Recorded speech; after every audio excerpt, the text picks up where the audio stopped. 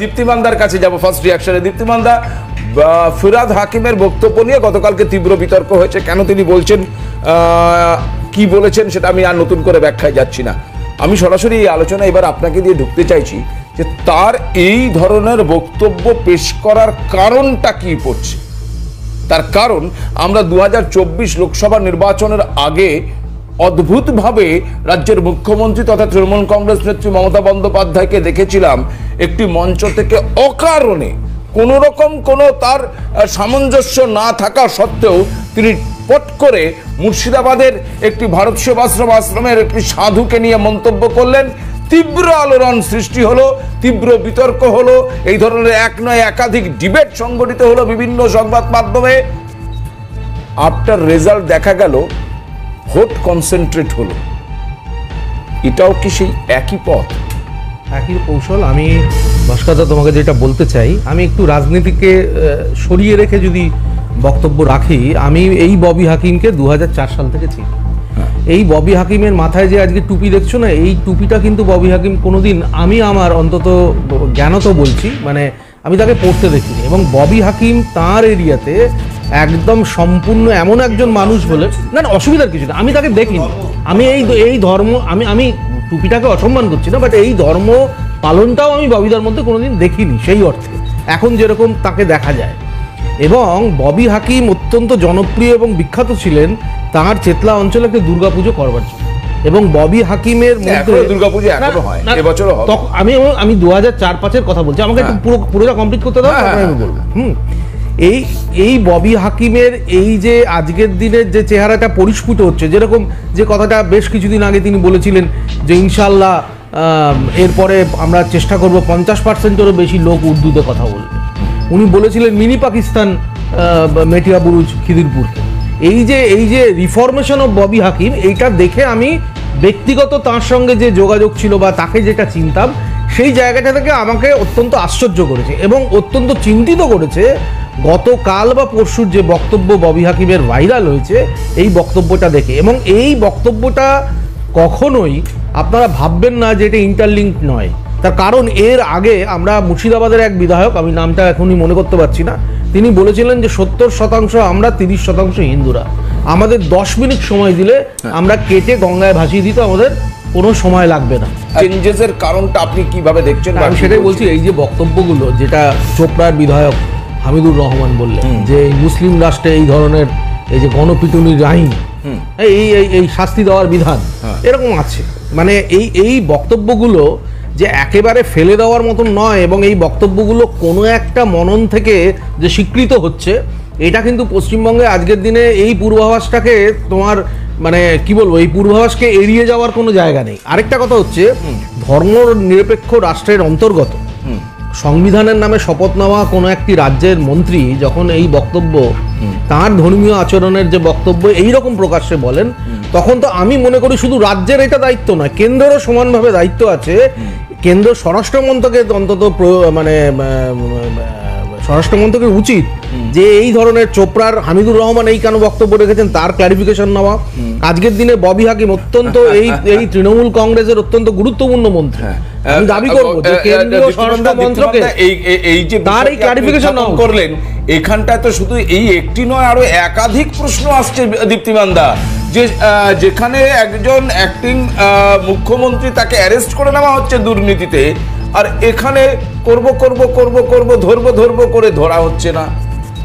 না সেটা আইনগত বিষয়, এটা আমি একাধিক বিষয় তো এটার মধ্যে আমি বলবো না, কিন্তু যেখানে প্রকাশ্যে ভারতবর্ষের মতো একটা সার্বভৌম রাষ্ট্র, ধর্মনিরপেক্ষ রাষ্ট্র, সেখানে সংবিধানের নামে শপথ নেওয়া রাজ্যের মন্ত্রী এই ধরনের বক্তব্য নিতে পারেন, বলতে পারেন, চোপড়ার বিধায়ক হামিদুর রহমান এই ধরনের বক্তব্য রাখতে পারেন, সেখানে পরিষ্কারভাবে তৃণমূল কংগ্রেসের বক্তব্য বলা উচিত অন্তত মমতা বন্দ্যোপাধ্যায়দের মুখ্যমন্ত্রী হিসাবে, যে তাদের বক্তব্য কি এটা ক্লিয়ার করা উচিত দল হিসাবে এবং সরকার হিসাবে। দ্বিতীয় হচ্ছে আমার অনুরোধ আমাদের স্বরাষ্ট্র দপ্তরকে, ভারত সরকারের, যে তাদেরও অত্যন্ত গুরুত্বপূর্ণ বিষয়, তারা যে কথাটা বলছেন সেটা পশ্চিমবঙ্গের ক্ষেত্রে অত্যন্ত বিপজ্জনক হতে চলেছে। এবং স্বরাষ্ট্র মন্ত্রকের উচিত পশ্চিমবঙ্গের মানুষের সিকিউরিটির জন্য এই দুজন বিধায়ক এবং মন্ত্রীকে ডেকে ইমিডিয়েটলি জিজ্ঞাসাবাদ করা, ক্লারিফিকেশন নেওয়া যে তারা কি উদ্দেশ্যে এই ধরনের বক্তব্য ছড়াচ্ছেন, এটা খুব পরিষ্কার। বেশ তৈরি হচ্ছে। তাহলে দীপ্তিমানদা, বাংলার ভোট তাহলে কি ধর্মীয় মেরুকরণে বিভাজিত হয়ে গেল বলে মনে করছেন আপনারা? ধর্মীয় মেরুকরণ যে এই ইলেকশনে হয়নি এইরকম কোনো কথা আমরা বলছি না। ধর্মীয় মেরুকরণ কিছুটা তো নিশ্চয়ই হয়েছে, কিন্তু অসুবিধা যেটা এই জায়গায় আমরা দেখতে পাচ্ছি, এই যে মানে ধরুন যারা ক্ষমতায় আছেন, যারা মন্ত্রীরা বা যারা বিধায়করা, তারা যদি প্রকাশ্যে এসে কোনো একটি ধর্মের সপক্ষে এইরকমভাবে সোচ্চারভাবে বক্তব্য রাখেন, আমি সেটা বলছি যে কোনো যারা ক্ষমতায় আছেন তারা যদি সোচ্চারে কোনো ধর্মের পক্ষে বক্তব্য রাখেন, সেটা সমাজের পক্ষে বা রাজ্যের পক্ষে সেটা সুখকর নয়। সেটা খুব একটা যে রাজ্যের উন্নতি বা প্রগতির ক্ষেত্রে খুব সাথ দেবে এরকম আমি অন্তত ব্যক্তিগতভাবে মনে করি না। কিন্তু মুশকিল হচ্ছে পশ্চিমবঙ্গের রাজনীতি যে খাতে প্রবাহিত হচ্ছে 2011-র পর থেকে, যেভাবে এই যে দুধ দেয় তাদেরকে আমি দেখবো না কেন, এই যে এই ধরনের কথাবার্তা বলা, প্রকাশ্যে মুখ্যমন্ত্রীর একটি ধর্মীয় গোষ্ঠীকে অনুপ্রেরণা দেওয়া মঞ্চের উপর থেকে বক্তব্যে, এই কারণে কিন্তু অপোজিট দিকেও তো কনসেন্ট্রেশন হচ্ছে, অপোজিট দিকের লোকরাও একটা জায়গায় মিলিত হওয়ার চেষ্টা করছেন। এইটা কিন্তু মানে সম্পূর্ণভাবে একটা অ্যাকশনের এগেনস্টে আরেকটা অ্যাকশন তৈরি হচ্ছে। এইটা কিন্তু পশ্চিমবঙ্গের রাজনীতিতে একেবারেই কাম্য নয়, আমি অন্তত ব্যক্তিগতভাবে এটা বলি। কেন এটাই তো কারণ। এবছরও পুজো আচ্ছা প্রধানমন্ত্রী একটা মহরম করে, পুজো করা আর এই মহরমের প্রোগ্রাম করে, এবার পুজোর উদ্যোক্তা বিজেপির কোন নেতা এবার মহরমের প্রোগ্রাম করে, এখানে কিন্তু দাঁড়িয়ে মানে দুর্গা পুজো করছে বছর ধরে। এখানটাতেই আমার আরেকটা প্রশ্ন থাকছে, আমি একটা বক্তব্যের আমি আমার প্রতিবাদ করার আছে। বলছে প্রধানমন্ত্রী মহরম করে কিনা, করে। আরে মুসলিম ধর্ম তুমি অন্য কোন ধর্মের লোকের পালন করারই অধিকার নেই। আমি আমার আলোচ্য বিষয় না, রাজনীতিতে কিভাবে ব্যবহার করা হচ্ছে সেটা আমি আসছি আলোচনায়। আমাকে সময় বলছে একটা ছোট্ট বিরতি নিতে হবে, ফিরে আসছে একটা ছোট্ট বিরতির পর, সঙ্গে থাকুন আপনারা। রথযাত্রা উপলক্ষে আবরণ দিচ্ছে আকর্ষণীয় অফার। আবরণে কেনাকাটায় 10% ছাড়। শাড়ি, পাঞ্জাবি থেকে শুরু করে সমস্ত পোশাকের ওপর 10% ছাড়। তাই দেরি না করে আজই আসুন। রঙিন প্রতিদিন আবরণকে সঙ্গে নিন। আবরণ, বিরাটি মিনিবাস স্ট্যান্ডের ঠিক বিপরীতে।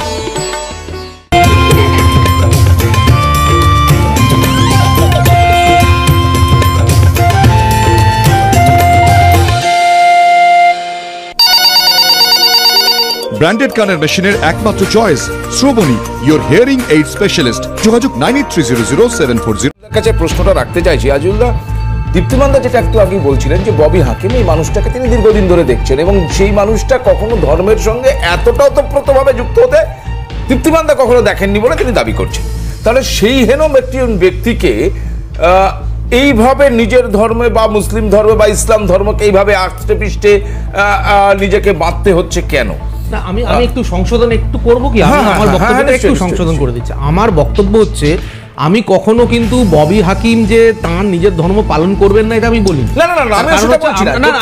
আমি বলছি ববি হাকিমকে আমি যতদিন থেকে চিনি তার একটা ধর্ম নিরপেক্ষ ভাবমূর্তি আমি দেখেছি। তার মানে এই নয় যে উনি যদি দাঁড়িয়ে আল্লাহ আকবর বলতেন এটাতে আমার কোনো আপত্তি ছিল না, কিন্তু তিনি যে কথাটা বলেছেন যে মুসলিম ধর্ম ছাড়া অন্য ধর্মে যারা জন্মেছেন, যারা দুর্ভাগ্য নিয়ে জন্মেছেন, তাদেরকে আমাদের দাওয়াতে ইসলামের মধ্যে আনতে হবে। এটা ভয়ঙ্কর কথা, ভয়ঙ্কর কথা যে আমাদেরকে মুসলিম ধর্মের মধ্যে আনতে হবে যারা দুর্ভাগ্য নিয়ে জন্মেছেন। মানে আমি বলছি না ওরা হিন্দুকে টার্গেট করে, সেটা নিয়ে তো এইটা আমি বলছি যে লাস্ট একটা লাইন ঠিক এইখানটাতে একটা লাইন আমার বলা আছে। আমার বক্তব্য হচ্ছে একটা মিনিট আমি শেষ করছি। আমার কথা হচ্ছে যে ফিরহাদ হাকিম বা ববিদার মতন একজন ধর্মনিরপেক্ষ মানুষ এই ধরনের একটা ভয়ঙ্কর ধর্মীয় চেতনা নিয়ে এই বক্তব্য কি উদ্দেশ্য, এটাই আমার বক্তব্য। এইখানটাই আমার প্রশ্ন, এইখানটাই আমার